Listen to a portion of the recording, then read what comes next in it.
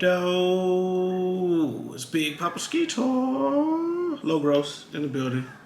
I'm here with Big Mama Neezy. And we got Big Baby London in the back. She's in the playpen. Yeah. Just make sure you keep doing it. We in this thing. There's another episode of the Skeeters podcast. Remember that. I have to keep reminding myself to say that this is the podcast now. No more mini episodes, man. We big time out here, okay? Are you hood famous? I guess so. I guess I am. We claim it. We are. Anyway. No. There's pros and cons to that. But anyway, we'll get to that. How you feeling this week? I'm good. Good. Tired. Yeah. But good. We had a good week. Been out and about. Been getting our exercise on. Been doing our daily walks. Yeah. I'm back into that. It's good. And the crazy part is, and we always talked about this, it's more so for mental health. I mean, it's for both. It's physical, but it's also for the mental aspect too, because it kind of just helps you just unwind and kind of clear your head. And it does, and it's very relaxing. Yeah. It's very, very relaxing. Just getting out, feeling the breeze, you know. Even though it's hot, but it's still a nice little breeze when you're walking around the water. Get to see the scenery. Just gets you from being cooped up in the house. Yeah. And I will say this, because of where we live now, you can't. I mean, people just go walk. Some places you can't just go walking. You know what I'm saying. People start following you. You're like, what's going on here? I don't know. And after our little walk, you know, we enjoy and we sit time by the fire at night, just relax and enjoy. So we're gonna insert some footage of that, of our walk in our sitting by the fireplace. Yeah, our chillaxing, you know what I'm saying? Because people are like, oh, what y'all be like? We're boring, chill, quote unquote. You know, we know we're not boring. I don't say boring. I say we chill. Know we're not boring. We go to the duck. Say hi, ducky. Duck. Say hi. Hi. Hello.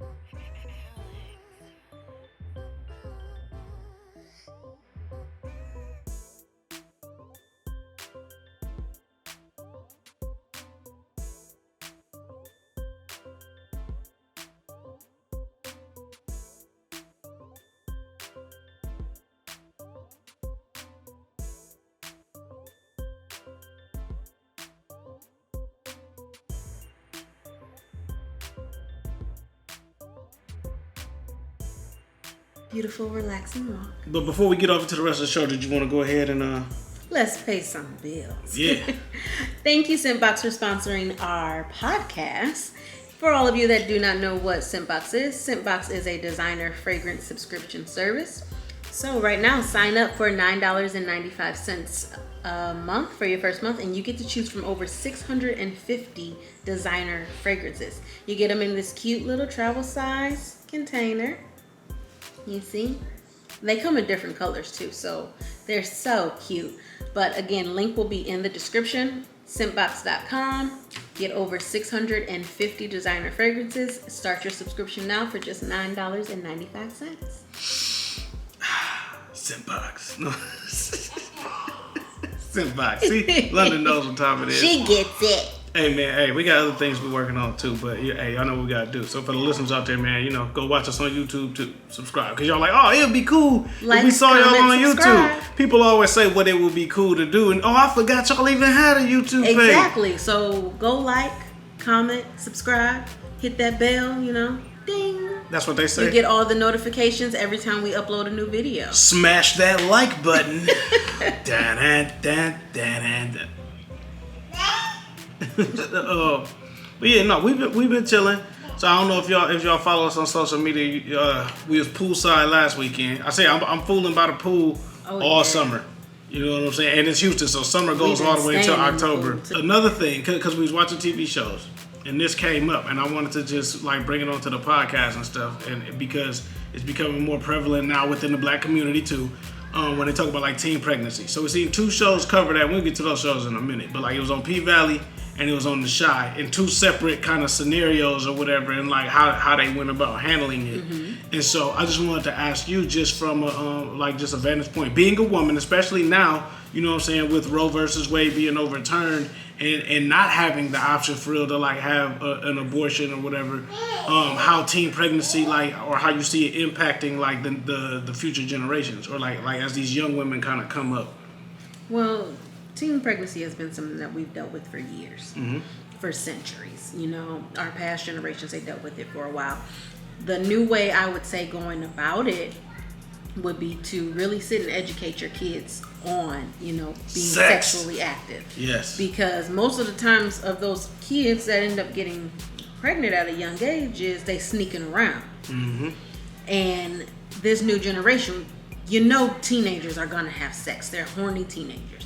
And most of the people, you've had sex as a teenager, so you know what it is. Just educate them. Let them know, hey, your body is gonna start feeling like this. Mm-hmm.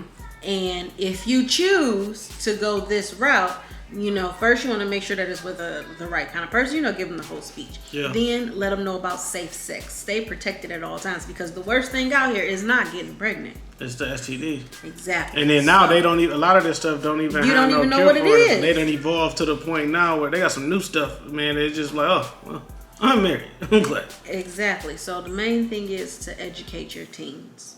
Boys and girls, like you have to let them know. Yeah.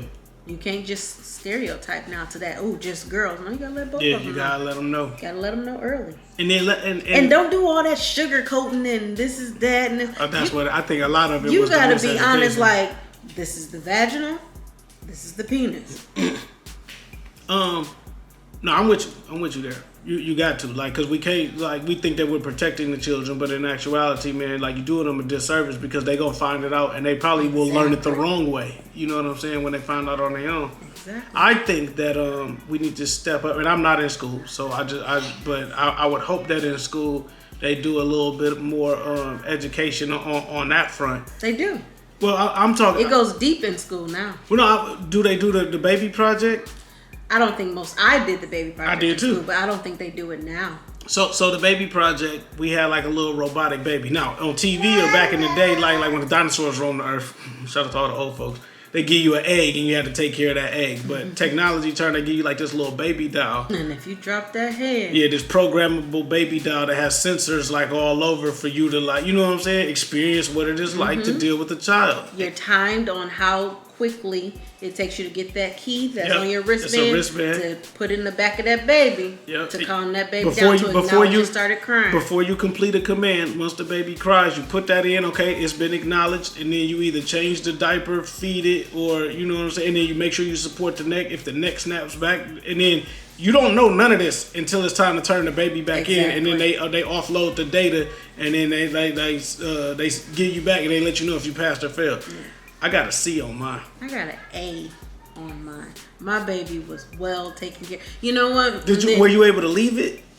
No, I didn't leave my baby. Well, no, because like they said, so that you can understand the true ramifications, you couldn't take off from school or none of that stuff. I had my baby over the weekend. Okay, well, no, I didn't have mine. My baby came with me Friday night, Saturday night, Sunday night, and took it back to school on Monday. See, I could have did that. Mine was Tuesday through Thursday, but continue with yours. So one thing that I did, I asked my mom, I was like, hey, can you watch my little baby while I take a shower? She goes, I didn't have nobody to watch you while I take a shower. I had to bring you into the bathroom with me, so you better take that baby. Yeah. So, That's of course, you take it in the bathroom. As soon as you get all soaked up, you gotta hurry up and try to get the key while you're soaking wet. Yeah. But ended up doing it, and that it does actually prepare you for real life, because that thing wakes up 2-3 o'clock in the morning. Every couple hours it wakes up. Yep. You gotta feed it, you gotta change it. Then it wakes up and wants some attention. You just gotta rock it and coo it, and it's like, really? Yep. Really? But it prepares you for real life. Look where we are now. I think more kids need that, because I think if you do, and it'll prevent a lot of teen pregnancy, because they see that they're not ready for that. yeah, we had a girl in our class who was actually pregnant, and then for obvious reasons, they was like, "You don't have to do this project. We understand." For me, I left it with my mother and my grandmother, thinking like, okay, you know what I'm saying, that's the standard, right? I'm like, how I get a C? Man, I was showing my granny like how to, like, you know what I'm saying, this is what you do, this, you gotta take the key. Okay. She grabs the face of the baby and just pulls it up, didn't support the head. She just treating it like it's a baby doll. And I'm like, Granny, come on, man. Like that's how I got to see. And then, I ain't gonna lie to y'all, I probably slept through some of the crying. I mean, yeah, you can sleep through some crying. I mean, you know, can sleep through some noise. I know. That's I'm a heavy sleeper. And like, so my mom came in there one time like 3-4 in the morning, and cause I was trying to feed the baby, and I had took like a undershirt and folded it and put it on the baby's chest and propped the bottle up there next to it, and then went to sleep. And my mom came in, the bottle had fell and stuff, and the thing was all over the baby's face. You're like, you would have suffocated the baby. I'm like, it's a toy. But yeah, no, but you see me now. I am a very responsible father when it comes to like looking after our daughter and stuff. So I think that it did prepare me for a certain level of responsibility as far as her being a newborn, and then the toddler phase. I'm used to that because like helping raise up like a lot of my cousins. So Exactly. I mean, but everybody has to, I feel like, should have some exposure to that so that they understand the gravity, because I think a lot with these younger kids, man, they're not really understanding the gravity of like caring for another life. Yeah. All right. So I say that to say, our shows, we was watching P-Valley, and they had Mercedes had to take her, she's trying to reconnect with her daughter because her daughter found out that she was pregnant, and they had to decide, okay, whether to get an abortion or, because I guess on the show it's still legal. You know what I'm saying? But they had to decide whether to keep it or not. And so a little bit of her dialogue to her daughter was, it's up to you to decide. Do you know what this is? Exactly. And she was saying like she was a teen mom when she had her. She was 15 or whatever, and they wouldn't let her keep the baby. So she's telling her, you make the choice. I think she ultimately ended up getting an abortion though. I think she did. Yeah. I think she did on the show. So that's that show. And then on The Shy, there was Jake and Gemma. Yeah, they was arguing back and forth over like to keep it or not. Two kids, so I think they ended up keeping theirs, right? But we'll find out next week. Oh, because okay. you know the stupid ass shit. Can we talk? Let me talk about The Shy for a minute. The Shy has so much promise, so much potential, as just like an overall, like, you know what I'm saying? Like, it's a good show. You know. No. It's they just all over the place. This girl was supposed to be like valedictorian, top of her class, and then out of nowhere she just decided, I just want to be a hood rat and do hood rat things. You know what I'm saying? I'm like Swaggy P when it comes to this show. Why do we keep talking about this? Talking about this. This show's still on TV, man. Yeah, they just need to kill it off because it's stupid now. It's all over the place. It had multiple storylines going, but now it's just they swapping people out, they bringing people in, they making characters do stupid stuff, they're making this person leave this person to be with this person. I thought Lala was gone, and then she popped back up after 8 episodes. It's just terrible now. It is something that it's just like, okay, go on to the next thing. Let's just quit this show. Yeah. Did you see so and then Iman Shumpert, they brought him in. He's supposed to be Mr. Drug Dealer Man.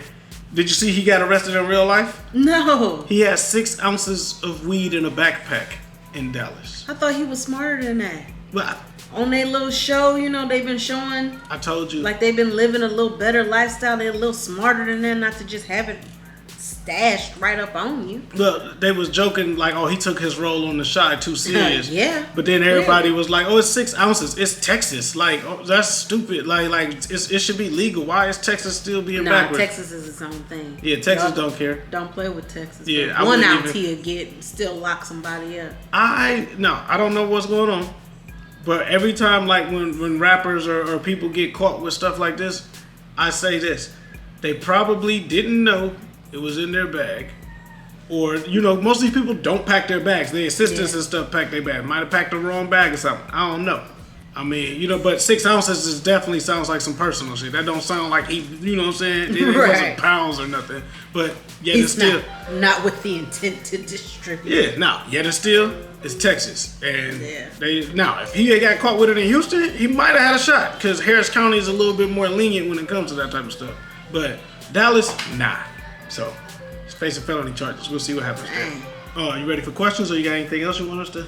Did you have something on your list you want? Let's go for questions. All right, let's do some questions. That's my old man voice.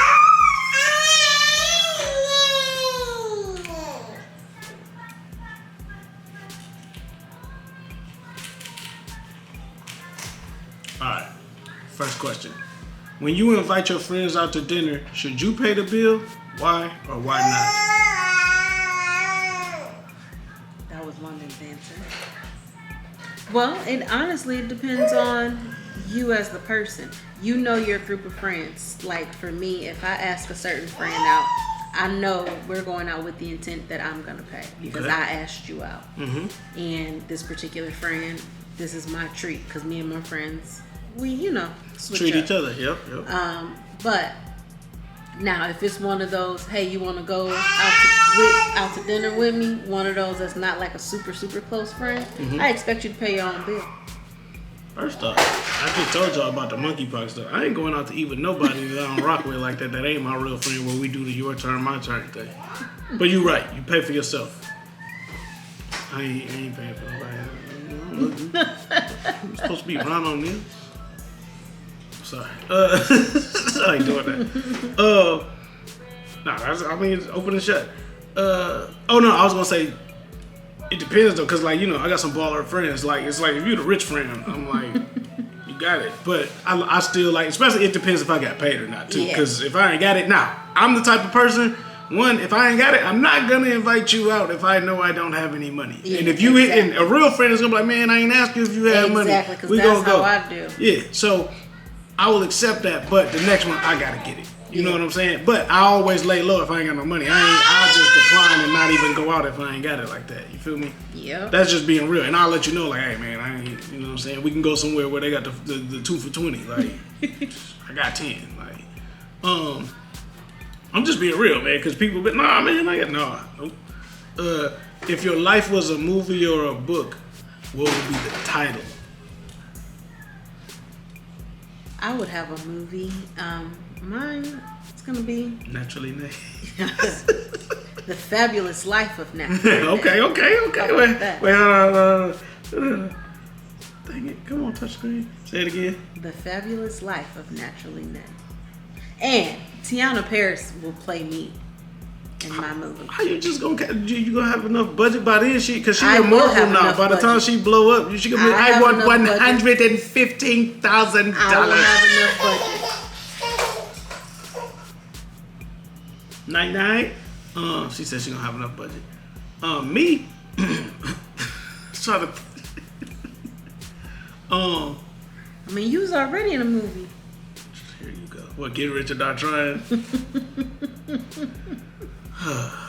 Mine would be. I want it to be called El Lobo. The wolf. No. That's not it. Hey, that's fine if that's what you want. No. I don't know.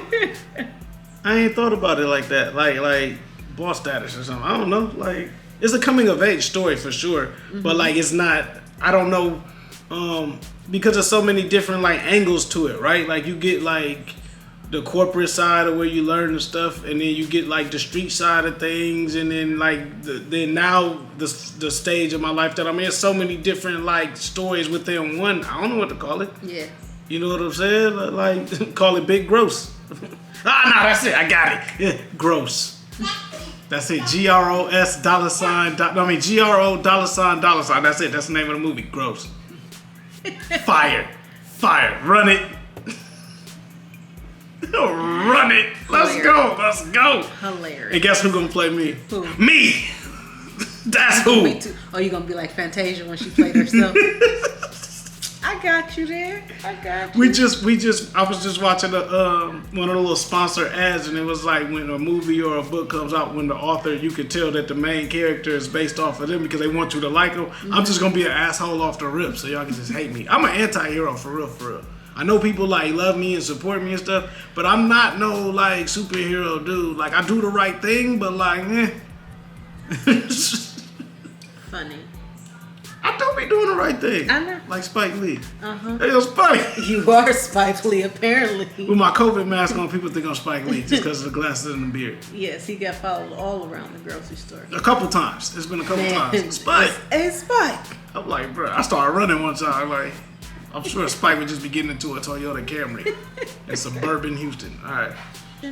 Also, make sure you follow us on Instagram at naturally_nay with 2 E's and get your Instant Moisture Duo. We do have a new batch that was just created, and these orders are getting ready to go out. Yeah. Make sure you go to inaudibleruckus.com/shop, copy some merch. Go subscribe on YouTube. You're watching this on Naturally Nay YouTube channel, so just go on over, you know what I'm saying, to Inaudible Ruckus podcast on YouTube. Subscribe there. We got content there. And then also, make sure you go to midnightclubmerch.com, cop the Wolf merch, man. It's been another episode of The Skeeters Podcast.